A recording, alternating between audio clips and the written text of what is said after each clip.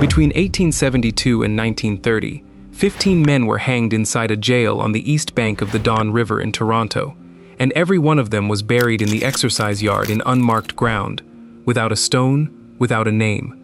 They lay there for more than a century while the city grew over the top of them, and a construction crew found their bones in 2007. Ontario is full of ground like that. An asylum built for more than 2,000 patients, standing empty. A school, with 97 documented child deaths. Mine shafts nobody has ever properly mapped, open to the sky and the bush. 11 of these places are avoided after nightfall by the people who live closest to them. What is it those neighbors understand that visitors do not? Hit subscribe. I promise this is worth your time.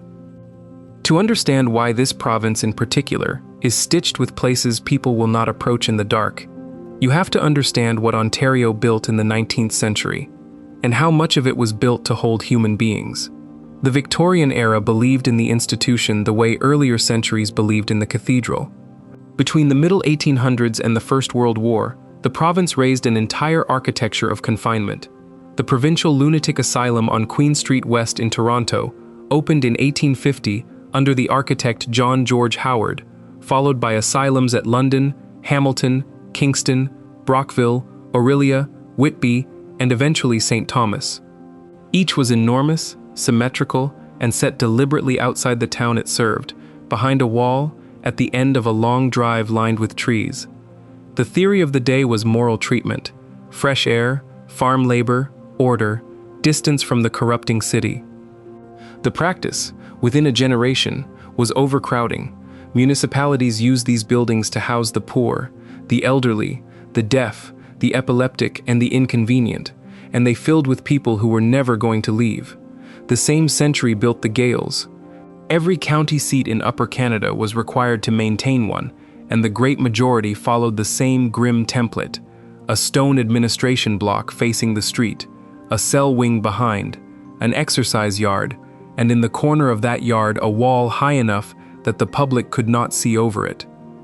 Executions were carried out in those yards, and the bodies were buried where they fell, in quicklime, inside the walls, because the law of the period held that a hanged felon had forfeited the right to consecrated ground. Across this province there are jail yards and hospital lawns and school fields holding people whose names appear in no cemetery register anywhere. Alongside the asylums and the Gales ran the residential schools, and Ontario had at least 18 of them. The oldest institution of its kind in the country stands in Brantford. Children were taken from families across the province, held for years, forbidden their languages, and a documented number of them never went home. Layered over all of that is the industrial history, the mines that pulled men underground at Cobalt and Silver Islet and Marmora. The provincial database of abandoned mine sites runs to thousands of entries, and among them are open shafts and flooded pits that predate any requirement to fence, cap, or record them. What emptied the institutions was policy. Beginning around 1960 and running hard through the 1970s, Canada dismantled the asylum system. Roughly 35,000 beds were closed in provincial psychiatric hospitals within 15 years, replaced by community care that was frequently promised and frequently never funded. Whole campuses, kitchens for 2,000, laundries, chapels, morgues, tunnels linking the wards, were switched off and left standing, locked, boarded, and forgotten in the middle of towns that had grown up around them. The ghost towns came from a different subtraction. A mine exhausts its ore and the town site it fed has no reason to exist. A railway abandons a subdivision, and the port at the end of it dies within a decade. A new highway is surveyed 4 kilometers to the south, and the old road becomes a place you have to be looking for. Here is what turns a ruin into a place people will not walk past after dark. 3 things have to happen. The building has to decay, because a sound building reads as property, and a sagging one reads as a threat. Something documented and terrible has to have happened inside it. A death, a fire, a confinement recorded in a register or a newspaper. And the story has to be retold, over and over, by people who were not there, until the retelling acquires details the record never contained. The first 2 are history, the third is folklore, and folklore is not evidence. In everything that follows, The documented facts and the things people merely say are kept apart, deliberately, because the true history of most of these places is bleaker than anything invented about them. Number 1. The Kingston Penitentiary and the Prison for Women, on the shore of Lake Ontario, at the western edge of Kingston, 3 hours east of Toronto. The penitentiary received its first 6 inmates on the 1st of June 1835, and did not stop receiving them for 178 years. The original cells measured well under a meter in width, cut into limestone quarried by the prisoners themselves. A royal commission chaired by George Brown at the end of the 1840s documented the punishments handed out inside those walls, including the whipping of children imprisoned there, and the report remains one of the ugliest documents in Canadian public life. Capacity ran to 564, behind a limestone wall 9 meters high. Over 4 days in April of 1971, a riot led by a prison barber named Billy Knight took 6 correctional officers hostage and left 2 inmates dead, murdered in the dome at the center of the building. The pen was declared a National Historic Site in 1990 and closed for good on the 30th of September, 2013. A few hundred meters up the road stands the Prison for Women, opened in 1934 as the only federal penitentiary for women in the country, closed on the 8th of May 2000, remembered chiefly for the 22nd of April 1994, when an all-male emergency response team was brought in after a disturbance and conducted strip searches that were videotaped and later broadcast. Justice Louise Arbour's inquiry called the treatment cruel, inhumane, and degrading. That building has stood mostly empty since, its windows dark above the trees, slated for conversion to condominiums. Walk the fence line on a January evening with the lake wind coming off the ice and the arc lights buzzing above the empty yard, and the thing that unsettles is not any story anyone tells. It is the arithmetic of 178 winters of men who could not leave. Number 2. The Don Jail, on Gerrard Street East in Toronto, above the Don Valley. William Thomas designed it. Construction ran from 1858 to 1864, and a fire tore through the half-finished building before a single prisoner had arrived.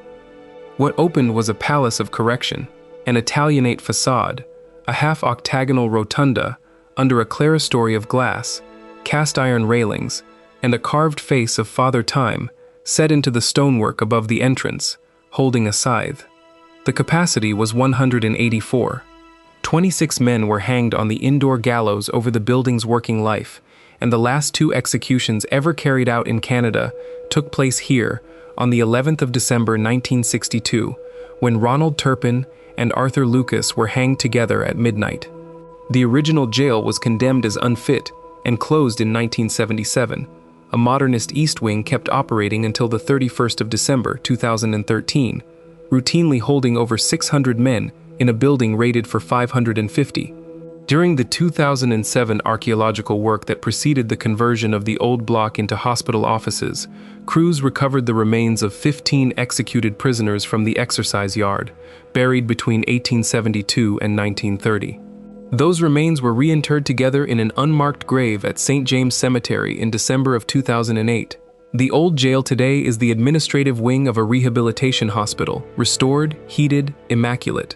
Stand in the rotunda at closing time, when the staff have gone and the light through the clerestory has drained to gray, and the acoustics carry a footstep from the third gallery to the floor as clearly as if it were beside you. Staff and visitors have reported voices for decades. No record supports any of it. The verified fact needs no help. 15 men lay under that yard, while children walked to school across the street for 4 generations. Number 3. The Carleton County Gaol, on Nicholas Street in Ottawa, 4 blocks from the Rideau Canal. Built between 1860 and 1862, to a design by the Kingston architect Henry Horsey, it was advertised as a model penal institution and functioned as one of the worst jails in the country for over 100 years. The cells had no heat, no light, no ventilation, and no plumbing. An underground tunnel connected it to the county courthouse, and the walls of the gallows yard rise 6 meters. On the 11th of February 1869, Patrick Whelan was hanged there for the assassination of Thomas D'Arcy McGee, and more than 5,000 people gathered in the snow outside to watch. The last public hanging in Canadian history. Whelan maintained his innocence to the end. The case against him was substantially circumstantial, and historians have argued about the verdict ever since. A royal commission condemned the building in 1930. It kept taking prisoners until 1972, when it was leased to a youth hostel committee, and Prince Philip formally opened it the following year. Travelers sleep in the original cells to this day, behind the same doors, in a corridor where the death row cells and the gallows platform have been left intact. Whether Whelan walks the top floor is a matter of belief and nothing more.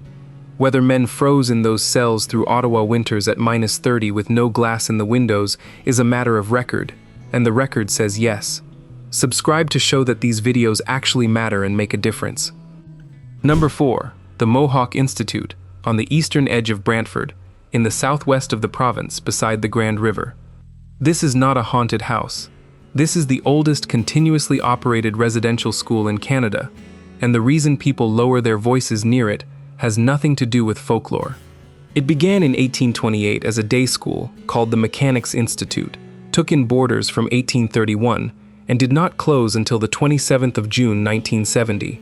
Between 90 and 200 children lived there at any given time, taken from 6 nations and from communities across Ontario. The survivors named it the mush hole, after the boiled porridge that constituted most of what they were fed. The building burned repeatedly through 1903, the main structure in April, the barns in May, the boys' dormitory in June, and the fires were attributed to the students. Survivor organizations have documented 97 deaths connected to the institution. A ground-penetrating radar search of the grounds began around November of 2021. By September of 2022, roughly 1.5% of the site had been examined. The Woodland Cultural Center has held the building since 1972 and launched the Save the Evidence campaign in 2014 to keep it standing rather than let the roof fall in, because 98% of the community surveyed voted to preserve it as proof. The building is 3 stories of red brick with tall institutional windows, set back on a lawn, and in the winter dusk it looks like exactly what it is, a place where small children lay awake far from their mothers. People do not avoid the Mohawk Institute after dark because they fear a ghost. They avoid it because standing in front of it in the dark asks something of you that most people are not prepared to answer. Number 5. The St. Thomas Psychiatric Hospital, on the southern edge of St. Thomas in Elgin County, a half-hour below London in the flat farm country north of Lake Erie. Construction started in 1937. The doors opened in 1939 as the Ontario Hospital, St. Thomas, with an initial 32 patients in April. By August of that first year, the census had reached roughly 1,100. Admissions peaked at 2,238 in April of 1958, and the campus was built to hold more than 2,400, supported by a farm of over 460 acres where patients grew the food they ate. From October of 1939 until the end of the war, the entire hospital was handed to the Royal Canadian Air Force as a training establishment through which more than 60,000 personnel passed. The hospital closed in 2013 when a smaller forensic facility replaced it, and the buildings have stood empty ever since. A dozen structures, kilometers of service tunnels underneath, wards with the beds removed and the paint peeling off in sheets the size of doors. Plans announced in the spring of 2026 call for the campus to be demolished and replaced with 3,500 homes. 30 minutes north, on Highbury Avenue in London, sits the sister institution, the London Asylum for the Insane, opened in 1870, with 500 beds that filled within days, run for decades by Dr. Richard Maurice Buck, who performed routine gynecological surgery on female patients in the belief that reproductive disease caused their madness. Lobotomies were carried out in Ontario institutions between 1944 and 1967. Patients who died at London were frequently buried in the poor grounds at Woodland Cemetery, listed by the institution's address rather than their own. Drive the perimeter road at St. Thomas at 9 on a November night, headlights sweeping across 1,600 blind windows, and the emptiness is not a story. 2,000 people lived in that building. Every one of them is gone. Number 6. The Screaming Tunnel, off Warner Road in the northwest corner of Niagara Falls, in the fruit country between the escarpment and the river. The tunnel is a limestone culvert, driven under what was the Grand Trunk Railway line, and is Canadian national today, roughly 5 meters high and 38 meters long, built at some point in the 1800s for a north-south rail connection that was never constructed. It drains the fields on either side, which is why the floor is always slick. The Bruce Trail runs through it. David Cronenberg filmed a sequence of the dead zone inside it in 1983, and that film did more to build the tunnel's reputation than a century of local storytelling. The legend is famous. A girl whose clothing caught fire ran into the tunnel and died there, and if you stand at the center in the dark and strike a match, the flame goes out and you hear her scream. The documented record supporting that story is nothing at all. No coroner's report, no newspaper account, no death registration, no name, no date has ever been produced by anyone, and the versions contradict one another in every important detail. What is genuinely unnerving about the place has nothing to do with the girl. The approach is a rutted farm lane with no lighting for a kilometer. Freight trains pass directly overhead without warning, and the sound arrives through 38 meters of stone as a physical pressure in your chest. Graffiti covers every surface. Broken glass covers the floor. Nobody who has stood in there alone at midnight needs a ghost. Number 7. The Hermitage, in the Dundas Valley west of Ancaster, on the Hamilton side of the escarpment. The Crown deeded this land to Henry Leith in 1793. A minister named George Sheed put up a frame house around 1830, and an Englishman called Otto Ives bought the property in 1833 and gave it the name it carries. George Leith, second son of a Scottish baronet, took possession in 1855 and built a mansion of locally quarried stone with red brick from Dundas. The house burned in 1934. What followed is the remarkable part. Alma Dick Lauder, George Leith's daughter, built a small dwelling inside the burnt shell and went on living within the ruins of her own childhood home. The Hamilton Conservation Authority acquired 120 acres in 1972, and restoration stabilized the stonework between 2015 and 2016. What stands in the forest today is a roofless rectangle of gray stone, empty window openings, chimney stacks going nowhere, wrapped in second-growth hardwood, and reached by a gravel trail. The legend belongs to Otto Ives's coachman, William Black, who, according to the story, fell in love with a young woman of the household, was refused permission to marry her, and was found dead the following morning. The tale traces back principally to Alma Dick Lauder's own writing, a family memoir rather than a record, and no inquest document has ever surfaced. The site does not need it. Come up the trail in late October at 5 in the afternoon, when the leaves are down and the walls appear out of the trees all at once, and every visitor lowers their voice without deciding to. Number 8.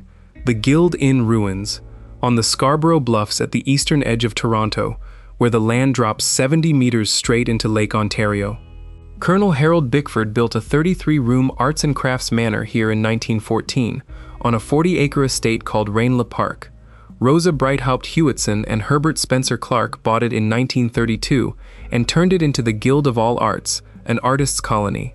From 1942, the federal government leased the property, first as a base for the Women's Royal Naval Service, under the name Heachin CS Bytown 2, and afterwards as Scarborough Hall, a hospital for the treatment of nervous disorders in military personnel, men brought back from the war, with injuries nobody had adequate language for, treated for what a later generation would call post-traumatic stress, in a mansion above a cliff, out of sight of the city.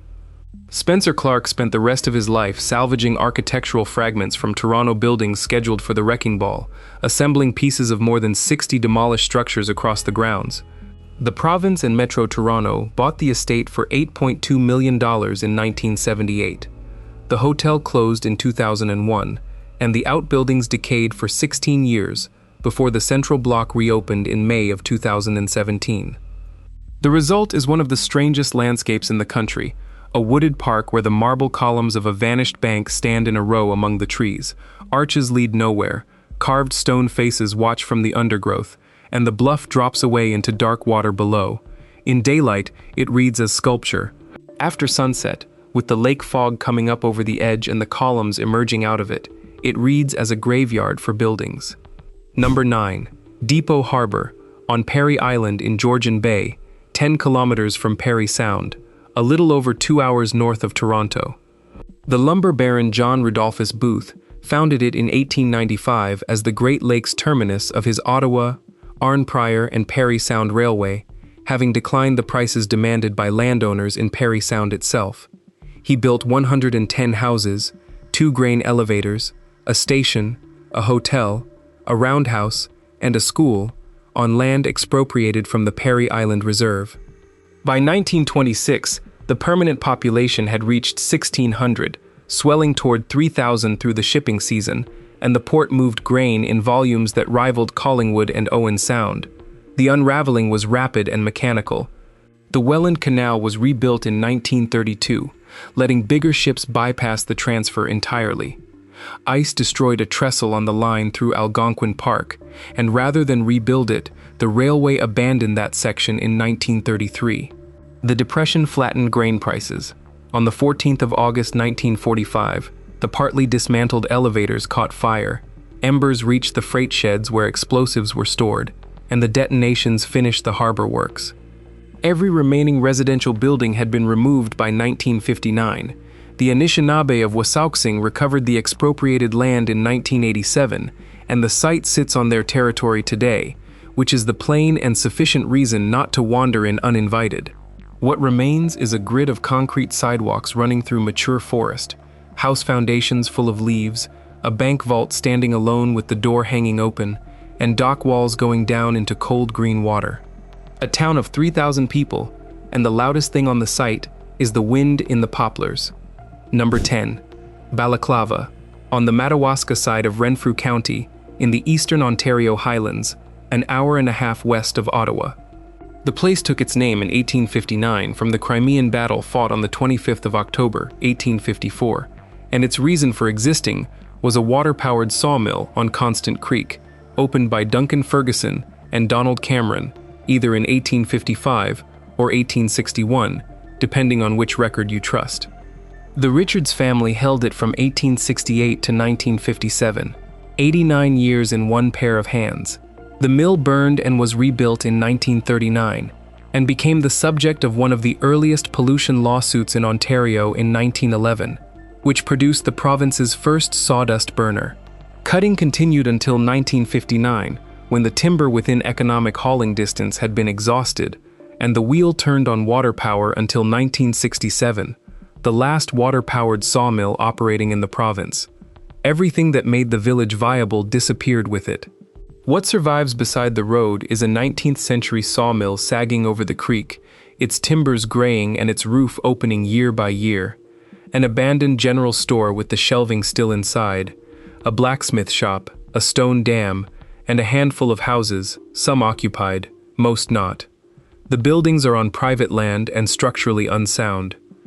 Drive through at dusk in November, with fog lying in the creek bed and the mill leaning black against a gray sky, and the reason nobody stops is partly the collapsing floors and partly the fact that a village, which simply stopped, is harder to look at than one that burned. Number 11.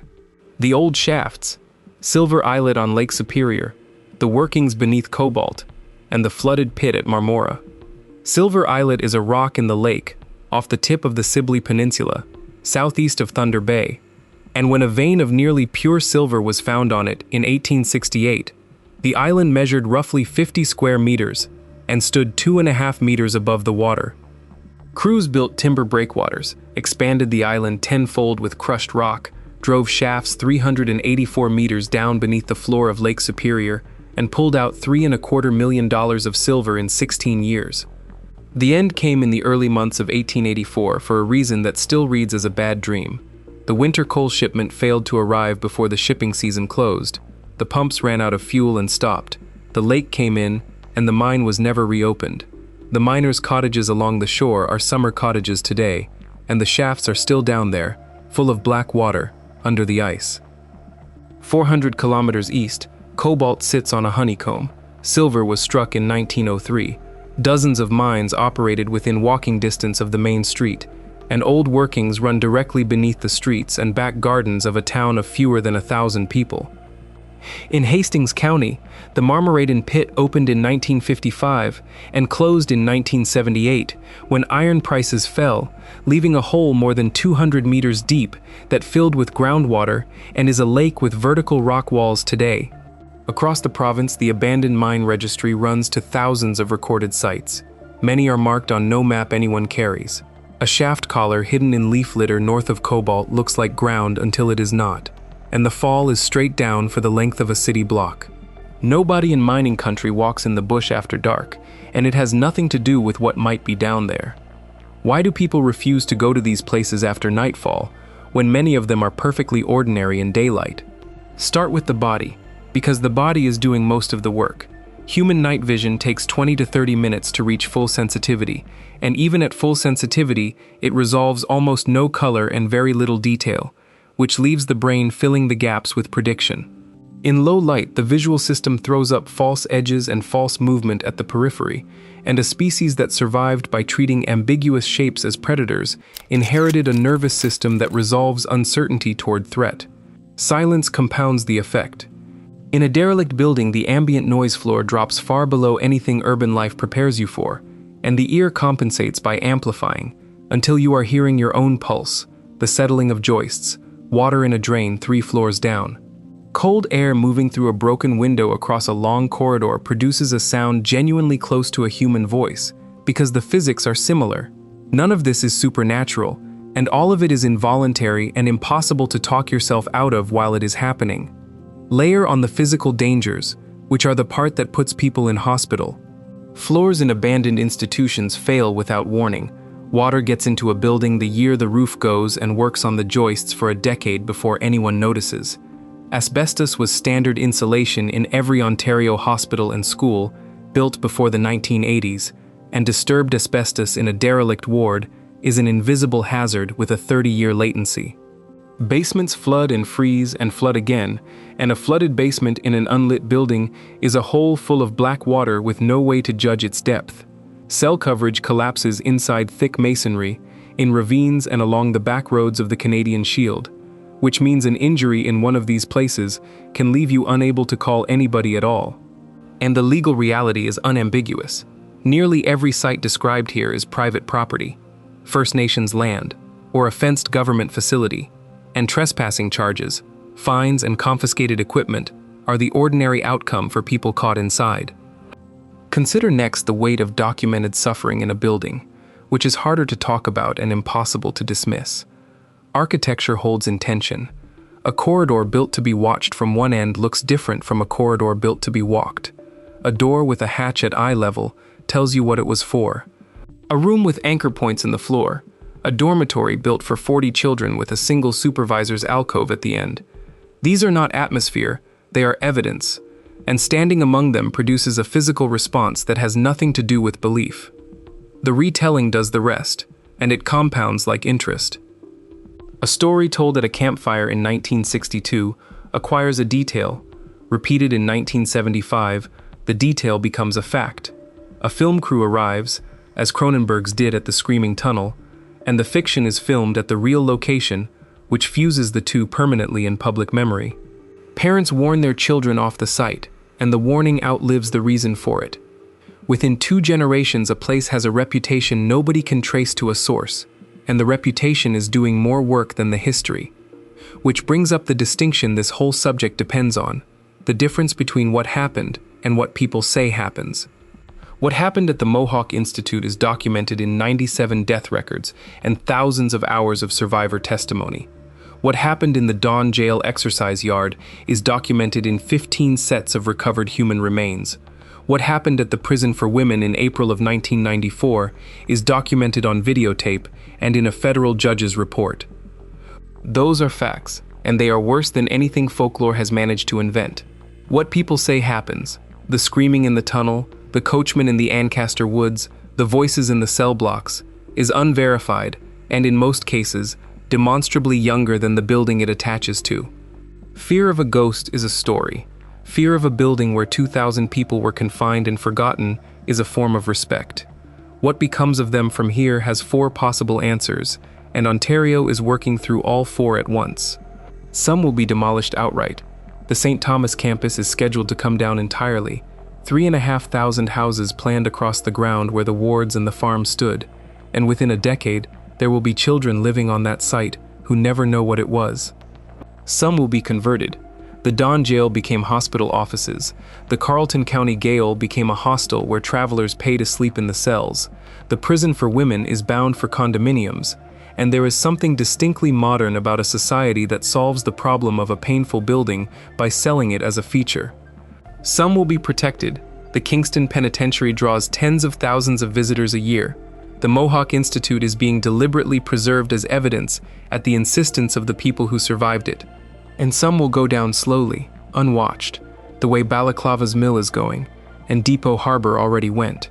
A roof opens, a winter gets in, a wall lets go in a March thaw, and 30 years later, there is a rectangle of foundation stone in a forest that nobody can identify. Every one of these outcomes is a form of forgetting except the third, and the third is expensive. Drive any of these roads at the end of the day, and the province gives you the same picture. 2 lanes of cracked pavement going east through farmland, the light draining out behind you, a line of dark institutional windows above a lawn nobody has mown, a chain-link fence with the gate wired shut, and beyond it, a building that once held more people than the town it sits beside. The wind moves through a broken pane on the 3rd floor, and the sound carries across the grass. No one is inside. That is the whole of it. These places are frightening not because something is there, but because a great many people were, and every one of them is gone, and the buildings that outlived them are still standing in the dark with the doors open. Go carefully if you go at all, and go in daylight, and go with permission. Look after yourselves out there, wherever you are watching from.